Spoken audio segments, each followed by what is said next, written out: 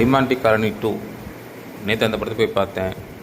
Part 1 படத்தை இன்றைக்கும் கேடிவியில் போட்டால் பார்க்கவே பயமாகவும் ரொம்ப பரபரப்பாகவும் இருக்கும். அந்தளவுக்கு படம் ரொம்ப அருமையாக இருக்கும். ஆனால் அந்த பயமும் பரபரப்பும் இந்த படத்தில் ரொம்பவே மிஸ்ஸிங் தான். ஒரு ஆவரேஜான ஒரு படம். ஆனால் பார்ட் 1ஓட சீன்ஸை இந்த பார்ட் 2லையும் அங்கங்கே கனெக்ட் பண்ணியிருக்காங்க. அது பார்க்கவே நல்லா இருந்துச்சு, புதுசாக இருந்துச்சு. பிரியா பவானி சங்கர் படம் முழுக்க அவங்களோட ஆதிக்கம் தான்.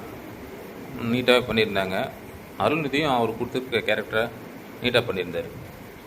அவர் பின்னணி இசையில் சாம் சிஎஸ் அந்தளவுக்கு பயப்படுற அளவுக்கு மிரட்டுற அளவுக்கு இல்லாட்டியும் நல்லா இருந்துச்சு, நீட்டாக இருந்துச்சு.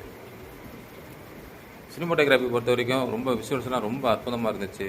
ஏன்னா பார்ட் 1 விட இந்த படத்தில் ரொம்ப பிரம்மாண்டமாக செலவு பண்ணியிருக்காங்கன்னு நினைக்கிறேன். ரொம்ப அழகாக மேக்கிங்லாம் சூப்பராக இருந்துச்சு. படம் முடியும் போது பார்ட் 3க்கு வேறு லீடு கொடுத்துருக்காங்க. பார்ப்போமே அது எப்போ வருது எப்படி வருதுன்னு வெயிட் பண்ணி பார்ப்போம்.